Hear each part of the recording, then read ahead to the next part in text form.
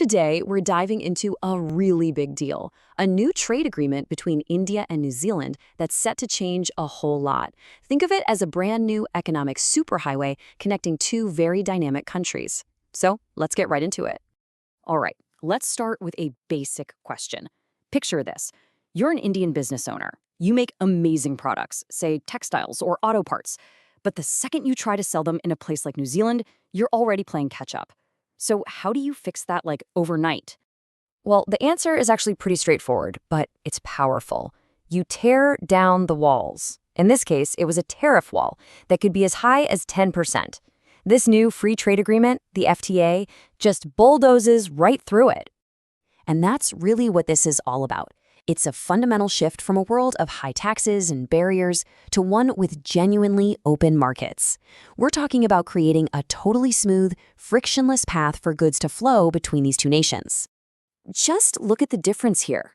The old way meant a 10% tax was slapped onto some of India's most important exports. That's a huge disadvantage right out of the gate. But the new reality? Zero. Nothing. It completely levels the playing field for Indian products. So let's talk about the winners, who really benefits from this. We're going to take a closer look at this duty-free advantage and what it really means for businesses back in India. And here it is, the headline number, 100%. That's right. Every single product that India currently sends to New Zealand can now enter the country duty-free. This is an immediate, across-the-board boost in competitiveness. It's huge. Okay, so how does this all roll out? This chart breaks it down perfectly.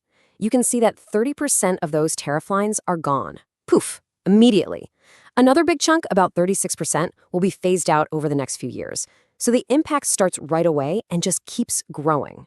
So let's connect that back to the 30% that gets immediate benefits. Who are these day one winners? We're talking about key raw materials and agricultural goods, things like wood, wool, sheep meat, and raw leather hides. This is fantastic for streamlining supply chains from the get-go. But this is where things get truly transformative. Look at these sectors: textiles, leather, engineering goods. These are massive, labor-intensive industries, and they're all going from a peak tariff of 10% straight down to zero. This is a game changer for Indian manufacturing and job creation. You know, this deal isn't just for the corporate giants. Actually, some of the most important parts of this agreement are designed specifically to help India's small and medium-sized businesses, the MSMEs. And for them, this is the magic number, 48 hours. That's the new goal for getting their goods through customs. For a small business, that is everything.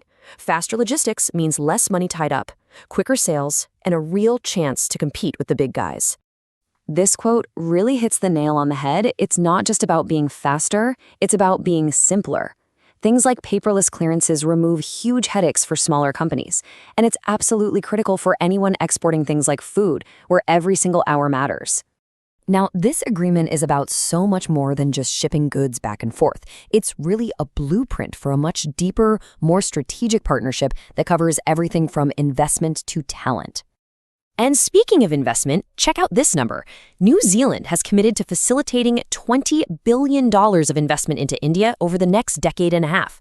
That money is aimed squarely at boosting manufacturing, infrastructure, and innovation, all things that create jobs.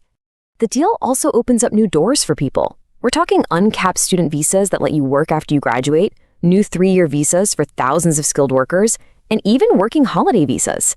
It's about building bridges between people, not just economies. Okay, so we've covered a lot of ground. Let's boil it all down. What are the key things you really need to remember about this landmark deal for India? All right, here are the big 4. 1. Indian exports get an immediate competitive advantage thanks to zero tariffs. 2.